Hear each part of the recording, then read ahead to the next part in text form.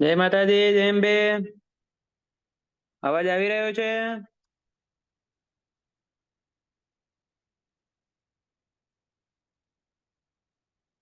જય માતાજી, જય માતાજી.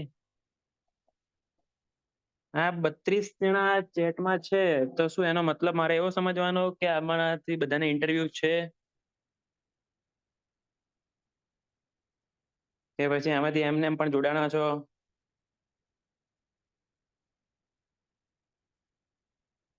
છે એમ? ચલો સરસ, કોંગ્રેચ્યુલેશન પહેલો સ્ટેજ ક્લિયર કરવા માટે. કેમ કે આટલી ઓછી વેકેન્સીમાં તમે આયા, મતલબ તમારું ભવિષ્ય બહુ સારું દેખાય છે. પણ આમાં અમુક ડાઉટ એવો છે કે અમુક શું કહેવાય, આરએમબી ઇરિગેશનમાં ઇન્ટરવ્યુ તો હશે એ અલગ વસ્તુ, પણ અમુક તમારામાંથી ઇરિગેશન આરએમબી માં ઓલરેડી જોબ કરતા હશે ને જીએમસી માં આવું કે ના આવું, અલગ અલગ ટાઈપના ડાઉટ હશે. તો કહેવાનો ભાવાર્થ એટલો જ છે, જો જીએમસી નું ઇન્ટરવ્યુ ઓલરેડી આપણી આજે તમારી બેચ આવી એની પહેલા થોડાક સમય પહેલા ઓલરેડી અમુક આસિસ્ટન્ટ એન્જિનિયર તરીકે આવ્યા, એમાં ઘણા બધા આપણા છે છોકરાઓ, એટલે મેં વાત કરી બી ખરા કે કેવી ટાઈપના ઇન્ટરવ્યુ હોય છે, એવું તો શું સ્પેશિયલ હોય છે, બરાબર. અને જીએમસી નો હાલ જમાનો છે, જીએમસી માં બહુ સારી સારી વેકેન્સીઓ આવી, બરાબર. Additional city engineer, deputy engineer, assistant engineer, બરાબર. એટલે સૌથી બેસ્ટ વસ્તુ લોકો કહેતા હોય કોર્પોરેશન સારું ખરાબ, પણ મને એવું લાગે છે કે મૂળ એન્જિનિયરિંગ કેડર તો બધી નવી જ હશે, બરાબર. મતલબ તમે એઈ માં આવશો તો ડી ઓળખું જ છું હું, ત્યાંના ડી ને જેટલા બી છે મૂળ બધા આપણી એજ ના જ છે, એટલે તમને કામ કરવાની મજા આવશે. તમારે ડાયરેક્ટ કમિશનર સાહેબ ગણો કે ડેપ્યુટી કમિશનર ગણો, એટલા બધા લોડ નહીં આવે. હા, કોર્પોરેશન એટલે થોડોક કામનો લોડ હશે, કેમ કે જીએમસી ડેવલપિંગ સ્ટેટમાં કન્ડિશનમાં છે, બરાબર. પણ કામ કરવાની ડેફિનેટલી મજા આવશે, બરાબર. હવે ઇન્ટરવ્યુની વાત કરીએ તો ઇન્ટરવ્યુની તૈયારી કઈ એવી સ્પેસિફિક હોતી નથી, જે તમે આરએમબી માં તૈયારી કરો એ ટાઈપની જ તૈયારી હોય. તૈયારીમાં એવું કશું જ અલગ હોતું નથી. તમને એવું લાગતું હોય કે કોર્પોરેશન, હા થોડા ઘણા કોર્પોરેશનના ક્વેશ્ચન બદલાય, બરાબર. જો કોઈ બી દિવસ તમને ગાંધીનગર, પર્ટિક્યુલર ગાંધીનગરનો શોખ ના હોય તો કોર્પોરેશનમાં ના આવે. કોઈ બી corporation, GMC, AMC, SMC, VMC, કોઈ બી, જો સિટીનો શોખ ના હોય તો કોઈ દિવસ કોર્પોરેશનમાં ના આવે. આરએમબી પછી ઇરિગેશન પછી જીડબ્લ્યુએસએસબી પછી જીપીસીબી, એ સિક્વન્સમાં જ જોબ લેવી જોઈએ. પણ જેને ગાંધીનગરનો શોખ હોય, ઘણાને હોય છે સિટીનો શોખ, ઘણા બધા, એવું નહીં. હું પોતાની જ વાત કરું તો મને બી છે, બરાબર. એએમસી જીએમસી જો સિટીનો શોખ હોય ડેફિનેટલી જવાય. ગવર્મેન્ટમાં જનરલી આરએમબી ઇરિગેશન જીડબ્લ્યુએસએસબી જીપીસીબી માં જનરલી નોકરી તમારી 7.5 થી 9 કલાકની ગણી શકો. જનરલી 7 થી 9 કલાકની જોબ ગણી શકાય કે 10 થી 6 પૂરી થઈ જાય, વાંધો ના આવે. કોર્પોરેશનમાં 10 થી 6 નક્કી ના હોય, તમારા 8 થી 6 પણ થઈ શકે ને 8 થી 7 પણ થઈ શકે, 9 થી 7 પણ થઈ શકે. ઓકે, જી કોર્પોરેશનમાં નોકરી થોડુંક +2 અવર્સ લઈને ચાલવાનું જ, બરાબર. થોડુંક એવો લોડ રહે છે અહીંયા, બીજા ડિપાર્ટમેન્ટ કરતા થોડાક રજાના ઇસ્યુ રહે છે, બરાબર. પણ હા એક એ છે, તમે કહો ના સાહેબ મને તો આવું ક્વોલિટીનું કામ જોઈએ, તો છેલ્લામાં છેલ્લી બદલી તમારી આ ખૂણેથી પેલા ખૂણે વધીને તો 25-30 કિલોમીટરની રેન્જમાં, એનાથી બહાર તો કાઢી જ ના શકે, બરાબર. કોર્પોરેશનમાં તમને પોલિટિક્સ શીખવા મળે, બરાબર. બાકી ઇન્ટરવ્યુની વાત કરું, ઇન્ટરવ્યુની જોબ માટે શું તૈયારી કરવી, તો જે તમને અક્ષય સાહેબ કરાવી રહ્યા છે ધી બેસ્ટ જ છે, એટલે લગભગ તો કશું કહેવાનું રહેતું નથી, બરાબર. જે તમે આરએમબી ની પ્રિપેરેશન કરો એ જ છે. પણ તમને એવું લાગતું હોય કે હવે અમે 3-4 દિવસમાં તમારા માટે એવું તો શું કરી શકીએ, હું કઈ આખો ઇન્ટરવ્યુનો સિલેબસ પૂરો તો કરી શકું નહીં. તમે જે વાંચીને આવ્યો છો એ જ સિલેબસ છે, એટલે જરાક બી મગજમાં કોઈને એવો બી વિચાર હોય તો ફટાફટ ઇન્ટરવ્યુ આવી ગયું, પ્રિપેરેશન થઈ જ નહીં, તો બિલકુલ વેમ કાઢ નાખો. બધાની સમાન સિચ્યુએશન છે, બધા માટે સેમ વસ્તુ છે. અમુક લોકો ભલે 1-2 ઇન્ટરવ્યુ ભૂતકાળમાં આપી ચૂકેલા હોય, કોઈ જ ફેર પડતો નથી. જે તમે પ્રિલિમની તૈયારી કરીને આવ્યો છો એ જ છે. થોડુંક નવા જૂનીમાં જીએમસી ની વેબસાઇટ ની જોઈ લો. અમે શનિ રવિમાં, આ શનિ રવિમાં જીએમસી ના જે આપણા સ્ટુડન્ટ છે, અમુક ડેપ્યુટી એન્જિનિયરમાં, અમુક આસિસ્ટન્ટ એન્જિનિયરમાં, અમુક ડબલ એમાં ઘણા બધા લાગેલા છે, એમાંથી 3-4 જણાને બોલાવી અને ખાલી એ બધાનું અડધો અડધો કલાક આપણે સાંભળશું કે ભાઈ શું વિચાર છે એમના, બરાબર, એ હા, લોકો પાસ થઈને એમનો રોલ કઈ રીતના હોય, તમારે કામગીરી શું કરવાની આવે, કઈ રીતનું માળખું છે, એના વિશે તમને થોડું ઘણું નોલેજ આપી દે. કદાચ તમને ત્યાં ઇન્ટરવ્યુમાં પૂછે કે તમે જે પોસ્ટનું ઇન્ટરવ્યુ દેવા જાઓ છો એમાં તમારી કામગીરી શું રહે, તો એના વિશે તમને ગાઈડ કરી દેશે. બરાબર. પણ મારું માનવું છે કે કોર્પોરેશનમાં નોકરી લેવાય, વાંધો નહીં. બરાબર, બહુ ચિંતા ના કરશો. અને હું તો જો વધારે ડિટેલમાં તમને કોર્પોરેશન વિશે નહીં કહી શકું. બરાબર, કેમ કે હું પ્રોપર મેં મેરીટાઈમ બોર્ડમાં નોકરી કરી, ઇરિગેશનમાં કરી, ઘણા બધા ફ્રેન્ડ્સે આરએમમાં કરી. બરાબર, પણ હું આપને સલાહ એટલી જ આપીશ કે આપ જે શનિ રવિમાં મેં લેક્ચર રાખો ને એ ખાસ એટેન્ડ કરજો, કમ્પલસરી એટેન્ડ કરજો. એનાથી એક શીખવા મળશે. અને બીજું, મોક ઇન્ટરવ્યુ આપણે ઓનલાઈન ને ઓફલાઈન બંને મોડમાં રાખશું. ઓનલાઈન જેમના બી મોક લેવાય ને એ તમે સાંભળજો. આપવાનો તો છે જ બધા એક એક મોક કમ્પલસરી, પણ મોક સાંભળજો ખાસ. 10 લોકોના મોક સાંભળ્યા બાદ આપણું 11મું મોક હોય ને તો આપણે ઓલરેડી ટ્રેન્ડ થઈ ગયા. એ વસ્તુ ખાસ કરવાની છે. બરાબર, અક્ષય સાહેબ આપના વિચારો વ્યક્ત કરજો.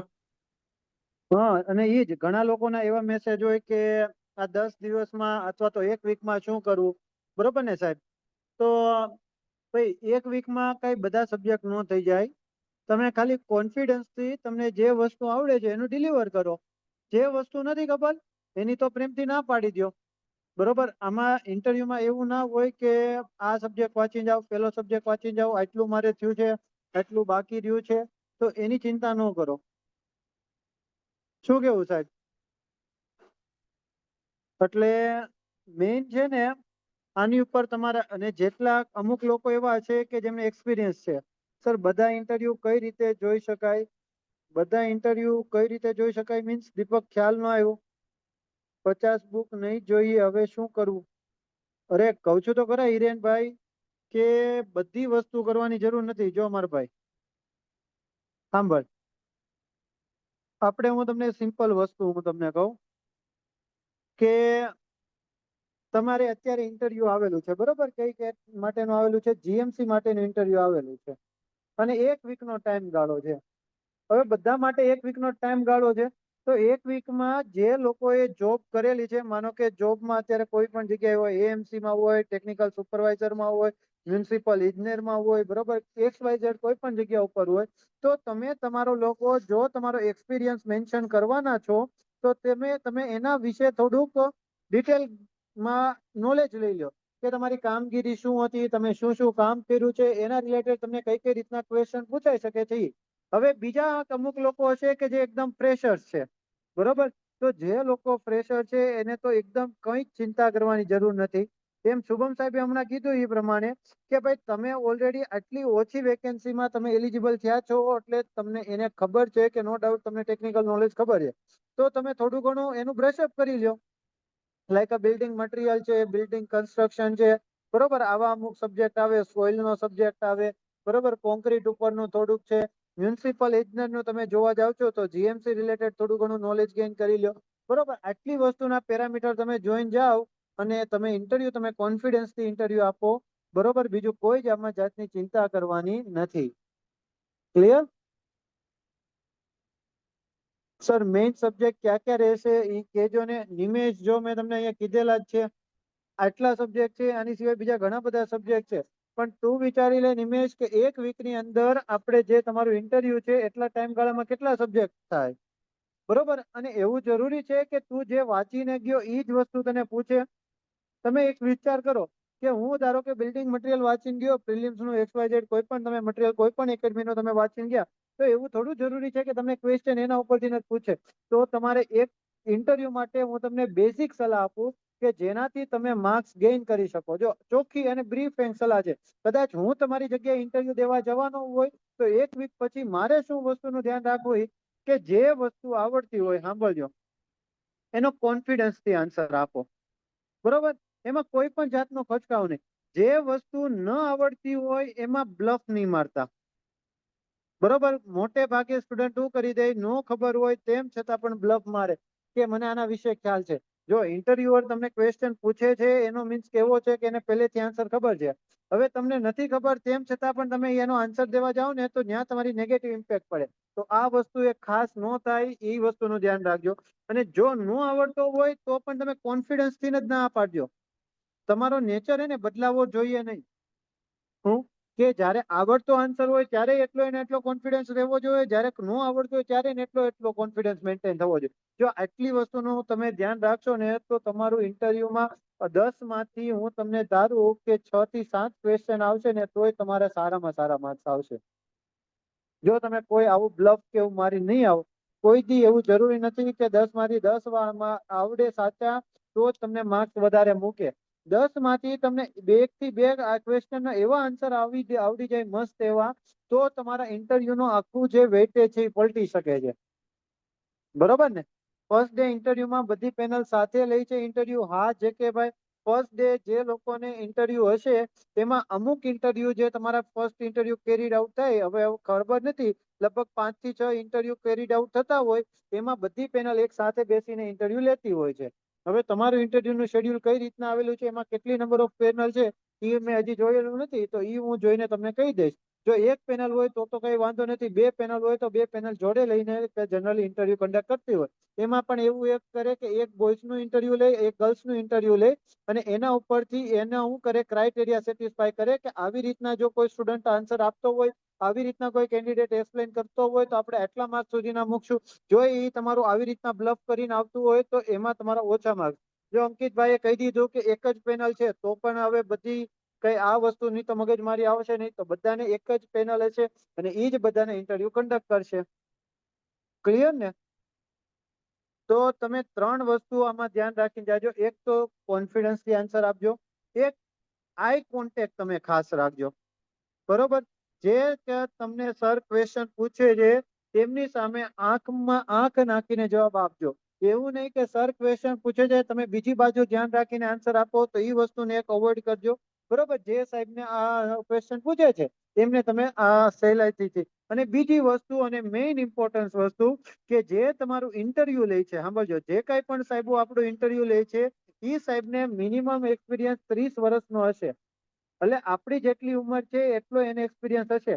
ઈ તમે જે જવાબ આપો ને એના ઉપરથી માણસને જજ કરી લે કે આ માણસમાં કેટલું કેલિબર છે. બરોબર? તો ખાસ કરીને એનો ઈગો હર્ટ થાય ને એવી વસ્તુ નહીં કરતા. બરોબર?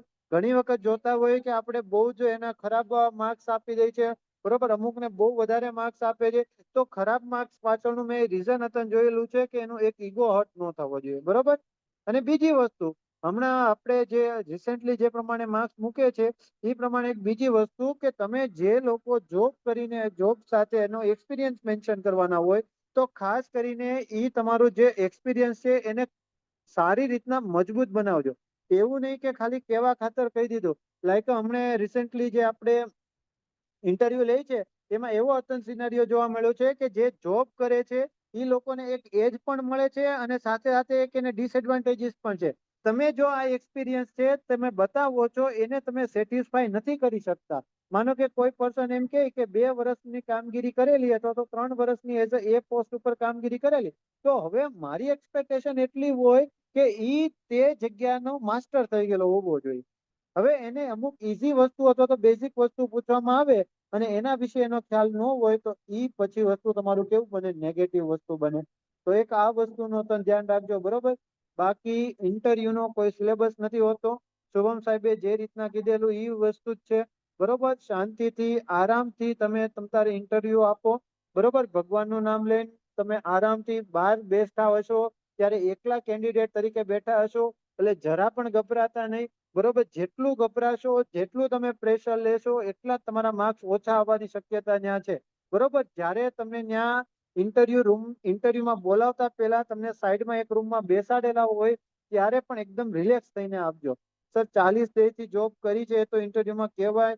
મારો ભાઈ 40 ડેથી જોબ કરો છો તો એનું મેન્શન કરવું જરૂરી નથી. પછી એ તમારો પર્સનલ છે કે હિરેનભાઈ તમારે એનું કેવું છે કે નથી કેવું.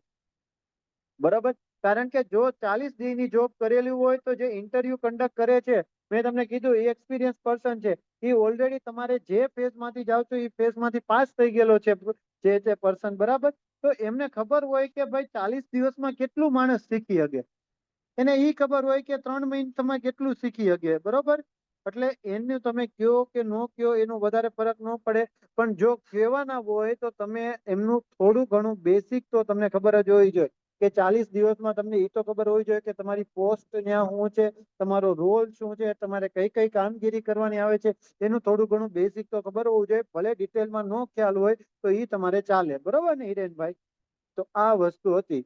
જે લોકોને જીએમસી નું ઇન્ટરવ્યુ છે એની માટે જ આપણે ખાસ કરીને સેશન રાખેલો હતો કે ઘણી વખત અત્યારે ઘણા બધાના મેસેજ આવેલા કે સાહેબ શું કરવું, કઈ રીતના કરવું, કેટલું કરવું, બરાબર, શું વસ્તુ ન કરવી, આ બધા પ્રશ્ન ઉદ્ભવતા હોય તો એને હવે મારા ખ્યાલથી આપણે આમાં જે ગ્રુપમાં છે જેટલા લોકોને ઇન્ટરવ્યુ છે એને બધાને ક્લિયર થઈ ગયો છે.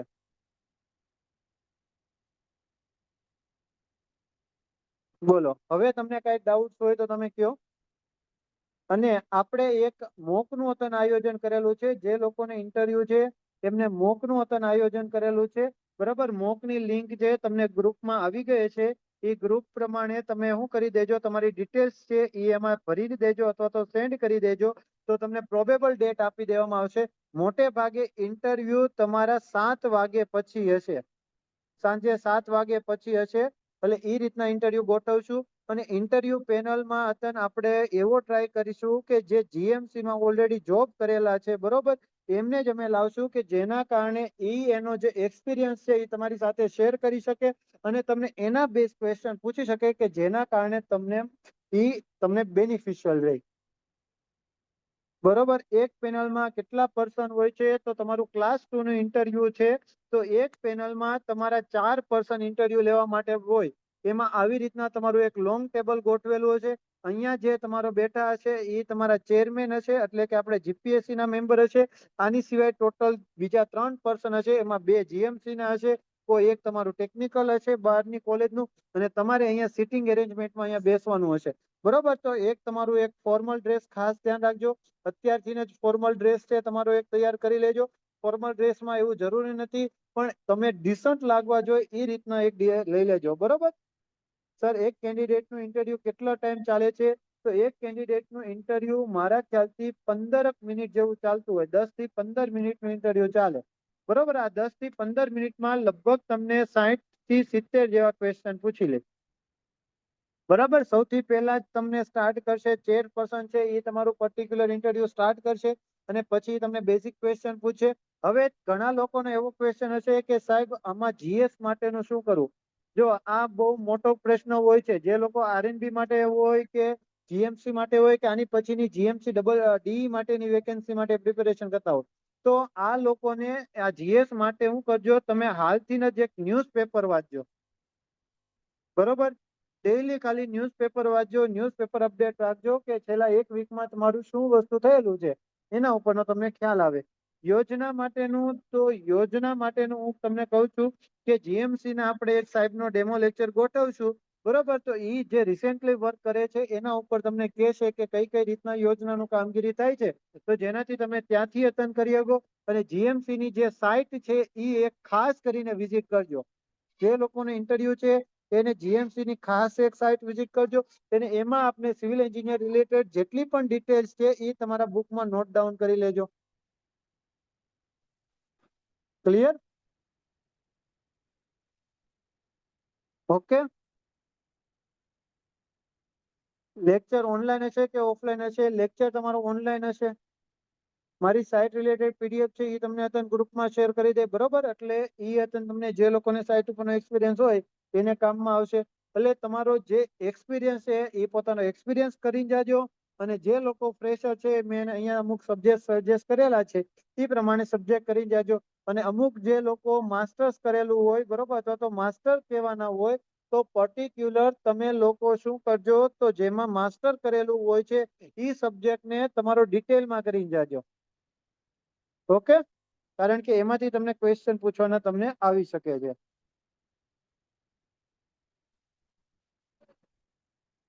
બોલો, ક્લિયર? બોલો હવે કોઈને કાંઈ જીએમસી ઇન્ટરવ્યુ રિલેટેડ ડાઉટ્સ હોય તો એની માટે અમને કહેજો, બરાબર. કાં તો આપણો એકેડમીનો નંબર છે, બરાબર, એના ઉપર કરજો મેસેજ 902339777747 ઉપર તમે મેસેજ કરજો, કાં તો કોલ કરજો, બરોબર. અથવા તો મારો પર્સનલ નંબર અતન તમારી જોડે છે જ, બરોબર, તો તમે એની ઉપર અતન કોન્ટેક્ટ કરી શકો છો. તમને કોઈ ડાઉટ્સ હોય તો તમારું સોલ્યુશન થઈ જશે. ખાસ કરીને જે લોકોને મોક આપવું છે તો મોક વાળા તમે ખાસ તમારામાં જે મેસેજ આવેલો છે એમાં ડિટેલ સેન્ડ કરી દેજો. ઓકે.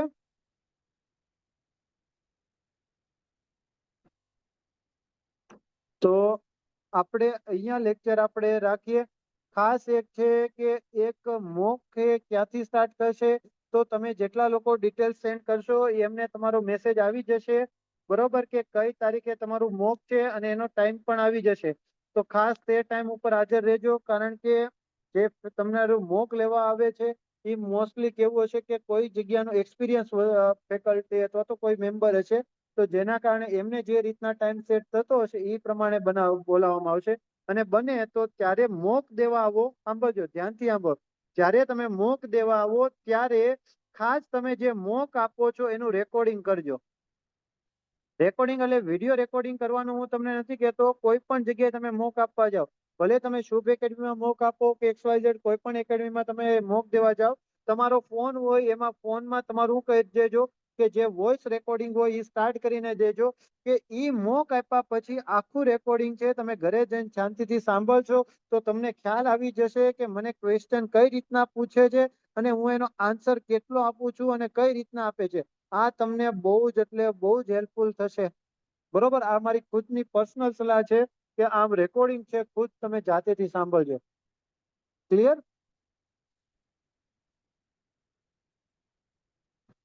શુભ એકેડમીના જેટલા પણ સ્ટુડન્ટ છે, બરોબર, એ બધા જ સ્ટુડન્ટને આપણે જે મોક છે જીએમસી માટેનું મોક તમારું ફ્રી ઓફ કોસ્ટમાં રહેશે.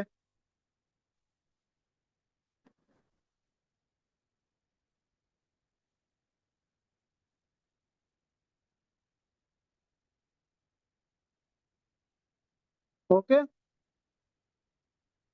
બીજું કાંઈ હોય તો તમે મને પર્સનલમાં અથવા તો એકેડમીના નંબર ઉપર અહીંયા આપેલો છે એની ઉપર તમે મેસેજ કરી શકો છો. તો આ લેક્ચર છે આપણે અહીંયા સુધી અટકાવીએ. બોલો બીજું કાંઈ તમને ડાઉટ્સ ન હોય તો.